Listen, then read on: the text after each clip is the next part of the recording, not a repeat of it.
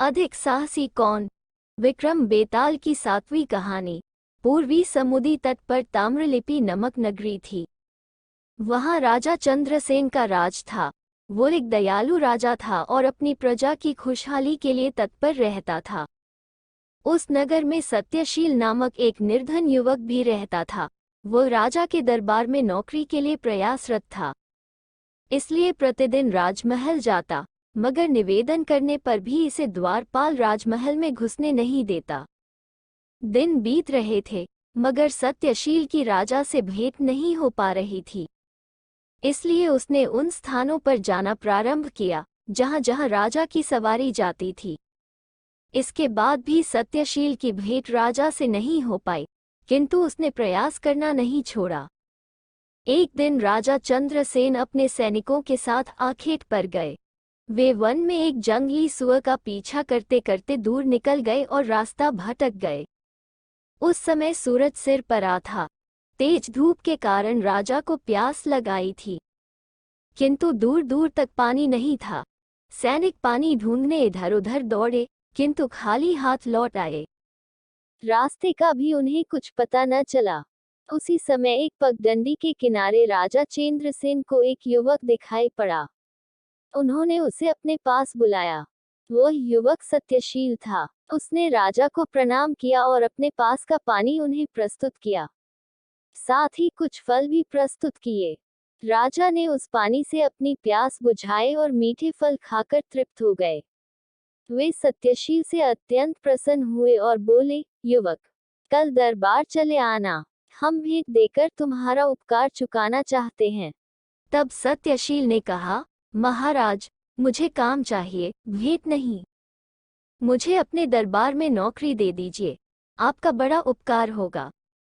राजा चंद्रसेन ने उसे दरबार में काम दे दिया और कहा कि उसने उसे पानी पिलाया है, जिसका उपकार वह जीवन पर्यंत स्मरण रखेंगे। अगले दिन से सत्यशील दरबार में नौकरी करने लगा। वो बुद्धिमान और कर्मठ युवक था। शीघ्र ही वह राजा चंद्रसेन का विश्वास पात्र बन गया। राजा उसे विचार विमर्श में भी सम्मिलित करने लगे। राजा चंद्रसेन सिंगल द्वीप के राजा की पुत्री से विवाह करना चाहते थे। उन्होंने सत्यशील को ये दायित्व सौंपा कि वो सिंगल द्वीप जाकर यह प्रस्ताव वहां के राजा के समक्ष रखे। सत्यशील ने अपने अभीष्ट देव का पूजन किया और कुछ ब्राह्मणों को लेकर जहाज पर बैठकर सिंगल द्वीप की यात्रा प्रारंभ की। वे समुद्र के मध्य पहुंचे ही थे कि पानी से एक ध्वज बाहर निकलने लगा। सभी चकित थे। उस ध्वज का दंड स्वर्ण से निर्मित था। उसमें लगी पताकाएं रंग बिरंगी थीं। ध्वज ऊंचा उठता चला गया, मानो आकाश को छू रहा हो। उसी समय काली घटाएं छा गई और मूसलधार बरसात प्रारंभ हो गई। तीव्र वायु से उनका जहाज डोलने लगा और फिर स्वमेव ध्वज के दंड से जाकर बंध गया। जहाज पर सवार ब्राह्मण भय से चीख रहे थे और अपने प्राण बचाने के लिए प्रार्थना कर रहे थे। सत्यशील ने साहस बटोरा और ध्वज के निकट समुद्र के पानी में कूद गया। उसे ज्ञान न था कि कैसे वो अपने जहाज को बचा पाएगा, किंतु फिर भी उसने अपने प्राणों की चिंता न की। उधर वायु का वेग बढ़ता गया और उसने प्रचंड रूप धारण कर लिया। समुद्री लहरें उफान पर आ गई और जहाज दूर फेंका गया और नष्ट हो गया। जहाज पर बैठे समस्त ब्राह्मण समुद्र के जलचरों का भोजन बन गए। पानी में कूदा सत्यशील नीचे गहराई में उतरता चला गया। समुद्र की गहराई में वो एक ऐसे स्थान पर पहुंचा जहां ऊंचे ऊंचे स्वर्ण महल थे। वहां कात्यायनी देवी का एक विशाल मंदिर भी था। सत्यशील मंदिर के भीतर चला गया और वहां जाकर देवी की स्तुति की। वो स्तुति करके उठा ही था कि मंदिर का द्वार खोलकर एक सुंदर कन्या ने मंदिर में प्रवेश किया। वो एक दीवार की ओट में छुप गया। कन्या देवी प्रतिमा के समक्ष खड़ी होकर स्तुति करने लगी। सत्यशील मंत्रमुग्ध होकर उसका अतुल्य सौंदर्य निहारता था। कुछ देर बाद वह कन्या एक अन्य द्वार खोलकर बाहर चली गई। सत्यशील भी उसके पीछे पीछे जाने लगा। बाहर पहुंचकर उसने एक सुंदर उपवन देखा, जहां वो कन्या अपनी सखियों के साथ गीत गा रही थी। सत्यशील उसके पास पहुंचा और उसे बताया कि वो ताम्रलिपि नगरी से आया है। राजकुमारी ने उसे भोज का निमंत्रण दिया और कहा कि भोज के पहले वो एक सरोवर में स्नान कर ले। सखियां सत्यशील को एक सरोवर के पास ले गई। जैसे ही उसने सरोवर में डुबकी लगाई, संपूर्ण दृश्य बदल गया। वो उद्यान, वो स्वर्ण महल, मंदिर अदृश्य हो गए और वह राजा चंद्रसेन के राज दरबार में पहुंच गया। उसे देख राजा चंद्रसेन आश्चर्यचकित रह गए और पूछ बैठे, सत्यशील तुम यहाँ कैसे? सत्यशील स्वयं चकित था। उसने संपूर्ण घटना का वर्णन राजा के समक्ष कर दिया, परंतु ये बात नहीं बताई कि वो उस सुंदर कन्या पर मुग्ध है। दिन बीत रहे थे, किंतु वो उस कन्या का विचार अपने हृदय से निकाल नहीं पा रहा था। वो उदास रहने लगा। एक दिन महल के उद्यान में वो उस कन्या को स्मरण कर विलाप कर रहा था। उद्यान के माली ने आकर उससे विलाप करने का कारण पूछा, तो उसने अपने हृदय की स्थिति बता दी। राजा चंद्रसेन भी कई दिनों से सत्यशील को उदास और दुखी देख रहे थे, किंतु कारण से अज्ञान थे। माली ने उन्हें पूरी बात बता दी। तब राजा ने सत्यशील को बुलाया और उसे साथ लेकर उस कन्या से मिलने समुद्री यात्रा पर निकल पड़े। एक स्थान पर समुद्र से ध्वज निकलने लगा और सत्यशील ने राजा को बताया कि इसी स्थान पर समुद्र के नीचे स्वर्ण महल स्थित है, जहां उसकी उस कन्या से भेंट हुई थी। सत्यशील और राजा ने वहां पानी में छलांग लगा दी और गहराई में उतरते चले गए। वहां उन्हें एक स्वान महल दिखाई पड़ा और कात्यायनी देवी का मंदिर। दोनों ने वहां देवी मां की स्तुति की। कुछ देर बाद उसी सुंदर कन्या ने सखियों के साथ मंदिर में प्रवेश किया और स्तुति करने के बाद द्वार खोलकर उद्यान में चली गई। राजा चंद्रसेन और सत्यशील भी उद्यान में चले गए और विचरण करने लगे। जब कन्या की दृष्टि उन पर पड़ी तो उसे वे श्रेष्ठ पुरुष प्रतीत हुए।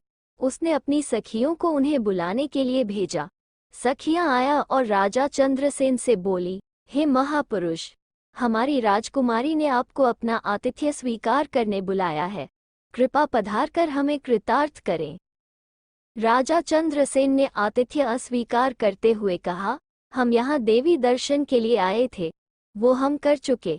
अब हम वापस प्रस्थान करेंगे, इसलिए हमारे लिए कोई कष्ट न करें। तब स्वयं वो कन्या राजा के पास आई और हाथ जोड़कर उनसे आतिथ्य स्वीकार करने का निवेदन करने लगी। राजा ने इस बार उसका आतिथ्य स्वीकार कर लिया। वो उन्हें एक द्वार से एक अन्य नगरी में ले गई। वहां का वैभव देख राजा चंद्रसेन और सत्यशील दंग रह गए। कन्या उन्हें एक विशाल स्वर्ण महल ले गई और वहां राजा चंद्रसेन को एक राज सिंहासन पर बिठाया।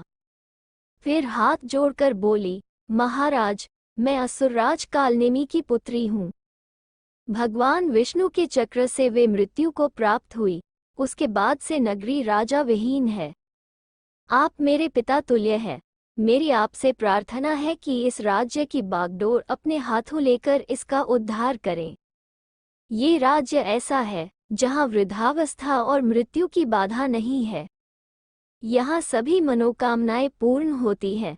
राजा चंद्रसेन बोले, पुत्री, तुमने मुझे पिता तुल्य माना है, तो मैं चाहता हूँ कि तुम सत्यशील से विवाह कर लो।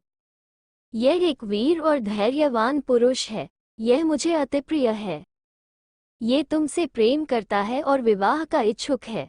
वही तुम्हारे साथ इस नगरी की बागडोर संभालेगा। असुर राजकुमारी ने राजा चंद्रसेन का प्रस्ताव स्वीकार कर लिया। उसके बाद वही सत्यशील और उसका धूमधाम से विवाह संपन्न हुआ।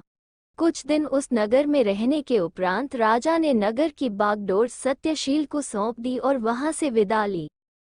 उसके जाने के पूर्व असुर राजकुमारी ने उन्हें एक फल दिया, जिसके खाने से व्यक्ति को वृद्धावस्था छू भी नहीं पाती, और एक अपराजित नामक खड्ग दिया, जिसे धारण करने वाले को कोई पराजित नहीं कर सकता। उसके बाद राजा ने एक सरोवर में डुबकी लगाई और अपने राजमहल पहुंच गया। सत्यशील असुर राजकुमारी के साथ समुद्रलोक की दोनों नगरी का राजपाट संभालने लगा और आनंदपूर्वक जीवन व्यतीत करने लगा। इस प्रकार राजा चंद्रसेन ने सत्यशील द्वारा किए उपकार को चुकाया। इतनी कहानी सुनाकर बेताल ने विक्रम से कहा, राजन, बता समुद्र में डुबकी लगाने में राजा चंद्रसेन और सत्यशील में से अधिक साहसी कौन था? यदि उत्तर जानते हुए भी तूने उत्तर नहीं दिया तो तेरे सिर के टुकड़े टुकड़े हो जाएंगे। विक्रम ने उत्तर दिया, दोनों में सत्यशील अधिक साहसी था। बेताल ने पूछा, कैसे? विक्रम ने कहा, राजन, सत्यशील ने जब समुद्र के पास पानी में ध्वज देखा तो वहां खतरे की संभावना होते हुए भी अपने प्राणों की चिंता किए बिना पानी में कूद गया। दूसरी तरफ राजा को पहले से ही ज्ञात था कि वहां पानी में कोई खतरा नहीं है, इसलिए सत्यशील अधिक साहसी था। विक्रम के उत्तर देते ही बेताल ये कहते हुए उड़ गया, तो बोला और मैं चला। वो फिर से मसान के उसी पेड़ पर लटक गया। विक्रम भी उसके पीछे गया और उसे पेड़ से उतारकर कंधे पर लाद लिया और चलने लगा। बेताल रास्ता काटने के लिए फिर से एक कहानी सुनाने लगा। तो दोस्तों, आपको ये कहानी कैसी लगी? अगर वीडियो अच्छी लगी तो चैनल को लाइक, कमेंट, सब्सक्राइब जरूर करें। धन्यवाद।